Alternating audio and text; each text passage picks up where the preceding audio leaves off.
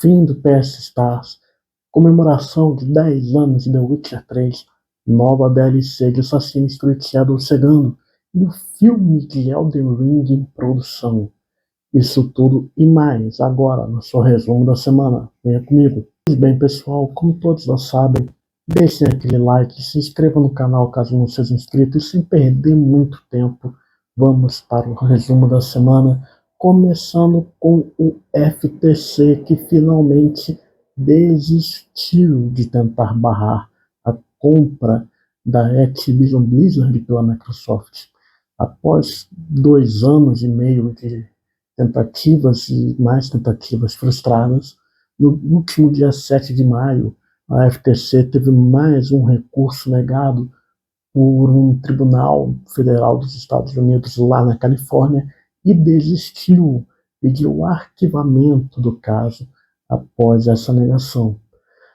O FTC agora se preocupa com uma nova lei de Donald Trump, eleito presidente americano, que pede uma grande investigação e proibição do uso dos deepfakes, enquanto a Microsoft comemora essa vitória e diz que foi uma vitória não só para os jogadores, como também uma vitória do bom senso. Agora, mais e mais jogos da Activision Blizzard deverão chegar ao Game Pass livremente, e esse capítulo da história dos jogos pode finalmente ser fechado. Então, vejamos qual será a próxima vez que Microsoft e FTC se encontrarão nos tribunais. A primeira DLC de Assassin's Creed Shadows chegará em setembro deste ano, Claws of Awad. Me perdoem caso eu tenha pronunciado errado.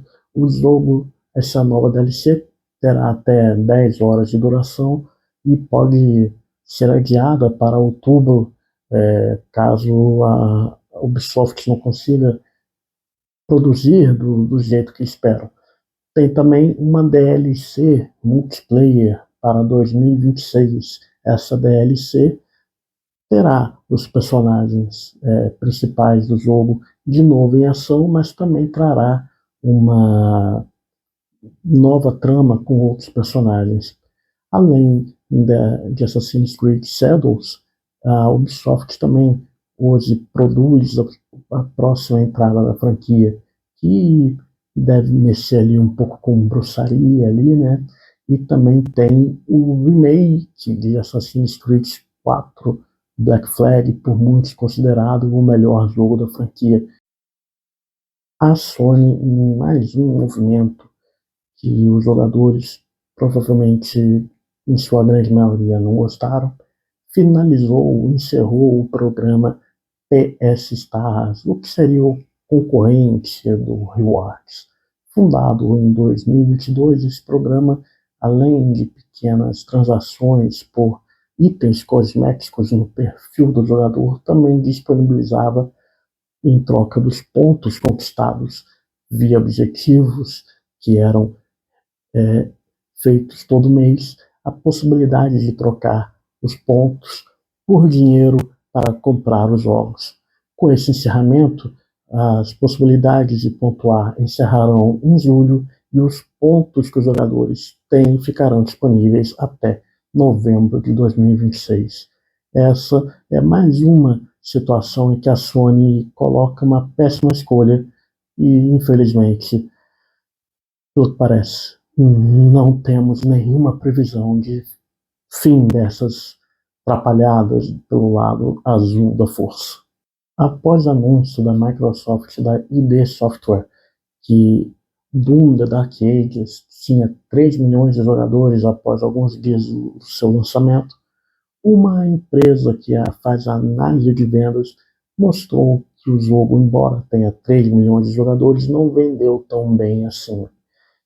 Segundo essa análise, o jogo vendeu 200 mil cópias no PlayStation 5, outras 200 mil no Xbox e 400 mil na Steam, totalizando por volta de 800 mil vendas. Enquanto isso, os jogadores do Game Pass passariam dos 2 milhões e 200, totalizando assim pouco mais de 3 milhões. Doom The Dark Ages também teve um pico de jogadores menor do que os últimos dois jogos da franquia até o momento da gravação do vídeo. Esse jogo, que foi o maior da série Doom, recebeu inúmeras críticas, como, por exemplo, muitos jogadores do PC dizendo que esse jogo ficou focado demais em jogadores que jogam apenas com o controle ao invés do mouse e teclado. O estúdio sul-coreano Shift Up, que foi responsável por um dos maiores hits de 2024, Stellar Blade, anunciou que seu próximo projeto, que até agora só atende pelo nome de Project Witcher, chegará em algum momento de 2027. Esse jogo, que deverá contar com uma forte pegada de anime japonês, sendo um jogo de RPG sci-fi urbano, chegará a, para a próxima geração, provavelmente sendo um jogo até cross-gen e contará com um apoio multiplataforma. Além disso, a Stellar Blade, que chegará mês que vem para o computador, tem uma nova DLC fazendo parceria com outra grande IP do estúdio, Goddess of Victory Nikki, em 11 de julho.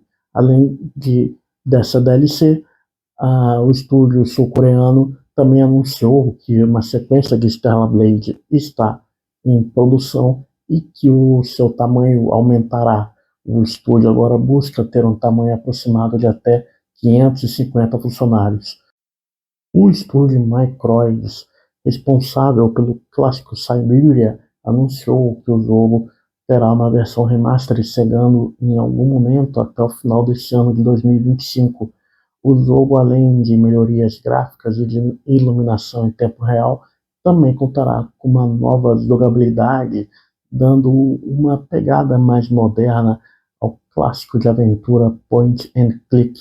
Siberia saiu em 2022 com notas por volta da casa dos 80, sendo considerado um clássico do gênero aventura point and click.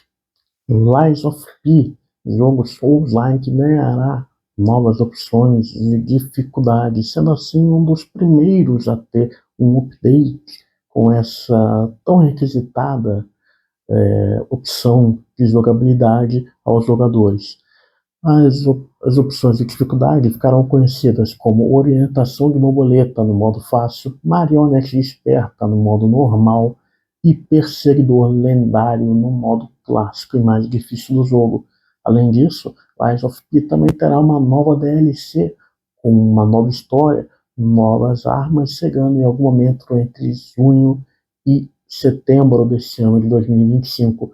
Lies of P está disponível para computador, PlayStation 4, PlayStation 5, Xbox One e Xbox Series. Um dos jogos mais aguardados este ano de 2025, Crimson Desert, do estúdio sul-coreano Parabis, recebeu mais um trailer mostrando o seu combate. Eu vou deixar um link aí na descrição para quem queira ver ele de maneira completa, porque eu infelizmente não posso mostrar muita coisa. O jogo terá várias opções de combate, desde o wrestling até uma maneira mais ou menos lembrando Shadows of Colossus e até o Homem-Aranha. Crimson Desert sairá para computador, Xbox Series e PlayStation 5 ainda neste ano de 2025. Considerado por muitos um dos melhores jogos de todos os tempos, se não o melhor, The Witcher 3 completou 10 anos. O jogo vendeu mais de 50 milhões de unidades, com a sua maioria, em volta de 40%, tendo sido vendido na Europa, enquanto a América do Sul representou cerca de 5% das vendas. The Witcher 3 ganhou um trailer comemorando os 10 anos desde o seu lançamento, e foi um jogo que teve vários desafios e enfrentamentos desde a sua produção. O co-CEO do estúdio de The Witcher 3 cita que, em certo momento, eles faziam muitas comparações do jogo com Skyrim e Game of Thrones, pois o jogo saiu mais ou menos nesse momento em que Skyrim tinha recebido o prêmio de melhor jogo do ano, e Game of Thrones estava começando, dizendo que The Witcher 3 era um mundo onde Skyrim e Game of Thrones se encontravam. Mas o jogo também recebia muitas críticas de pessoas como funcionários de grandes empresas que não levavam fé no estúdio, dizendo que eles não eram que nem a Bethesda, que eles não conseguiriam fazer tudo isso tornar realidade, que era um sonho muito bonito, palavras muito lindas de se dizer, algo muito ambicioso, mas que eles nunca conseguiriam entregar, pois não eram um estúdio como a Bethesda. Nada como um dia após o outro, certo? O filme do Quarteto Fantástico parece que não consegue evitar os vazamentos, estando perto de seu lançamento. Dessa vez, uma marca de bebida nos Estados Unidos vazou o rosto do vilão Galactus, que será vivido por Ralph Ineson nos cinemas. O filme, que chegará no dia 25 de julho, conta com um elenco estrelado de Pedro Pascal, Vanessa Kirby, Joseph Quinn, Ben Grimm, Ralph Ineson e Julia Garner. O filme se baseia na obra do Quarteto Fantástico, logicamente, e tem um visual retrofuturista dos anos 1960. Vale lembrar que o filme chegará nos cinemas no dia 25 de julho de 2025. O filme Street Fighter, que será produzido pela produtora Legendary, teve, segundo o portal Deadline, o começo das avaliações dos nomes que serão usados, dos atores que serão usados. Esse estúdio, que já produziu Warcraft, o primeiro encontro entre dois mundos, Detetive Pikachu, além de Godzilla e Duna, tenta avaliar alguns nomes para a franquia Street Fighter para tentar fazer um primeiro filme que seja agradável aos fãs. Afinal de contas, Street Fighter já teve um filme em 1994 e outro em 2009 que não agradaram nem a crítica nem os fãs. Entre os nomes estão Andrew Gould, ator britânico que esteve em Trembala e Seneca on the Creations of Earthquakes. Também tem Jason Momoa, muito famoso por Game of Thrones, Aquaman e Minecraft. Noah Centineo, que apareceu em Adão Negro e O Encontro Perfeito, além do lutador da WWE, Roman Reigns, o líder tribal, primo de The Rock. O filme tem uma data de lançamento para 2026, mais precisamente em março, no dia 20 de março até o momento.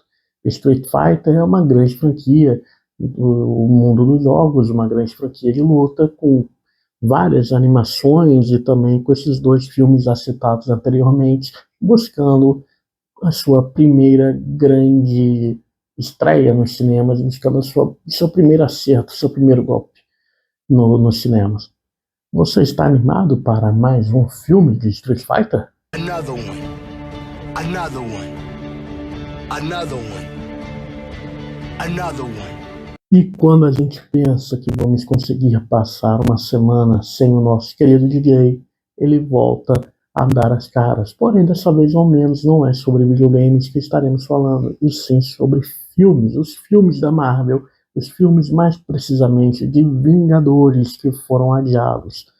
Os próximos filmes de Vingadores estão com datas de lançamento para 2026 e 2027, mais precisamente, porém tiveram longos meses de adiamento dentro desses anos. O primeiro filme, Avengers Doomsday, saiu de 1º de maio de 2026 para 18 de dezembro de 2026, enquanto Avengers Secret War saiu de 7 de maio de 2027 para 17 de dezembro de 2027.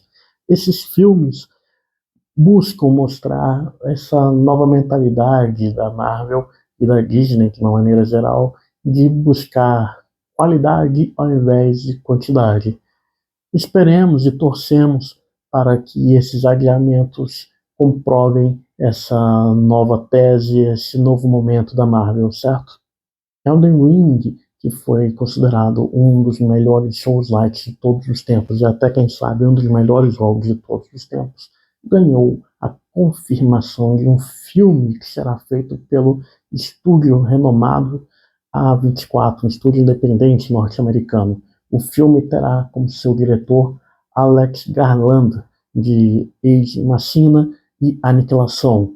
Assim como na produção do jogo, o criador de Game of Thrones, né, As Crônicas de Gelo e Fogo, George R. R. Martin, estará dando seus pitacos de opiniões na produção desse filme. O filme de Elden Ring ainda não tem nenhuma janela de lançamento. E agora, antes de finalizar o vídeo, vamos para o nosso top 30 semanal de jogos, tanto no Xbox como no PlayStation. Começando dessa vez pelo lado azul da força, vamos para a Sony com Fortnite em primeiro lugar, Call of Duty Modern Warfare 2 em segundo lugar, GTA V em terceiro lugar, e o grande destaque vai para Forza Horizon 5, que lançou recentemente, esteve em 14º lugar na última semana e está em 13º lugar nessa semana. Agora indo para o lado da Microsoft, temos em primeiro Call of Duty, em segundo Minecraft, em terceiro Fortnite. Doom The Dark Ages é o grande destaque pelo lado positivo, chegando ao quarto lugar na sua semana de estreia, com os 2.200.000 jogadores que jogaram pelo Game Pass, além das 200.000 cópias vendidas. E Assassin's Creed Shadows está em grande queda, chegando ao 30º lugar, praticamente desaparecendo, entrando na escuridão, desculpem o trocadilho, da lista do top 30. Então é isso, deixem aquele like, se inscrevam no canal se vocês gostaram e querem saber mais toda semana do mundo dos jogos, filmes e até séries, embora dessa semana não tenha nada muito relevante para ter contado. Se inscrevam no canal, deixem aquele like, compartilhem com seus amigos e nos vemos na próxima. Valeu!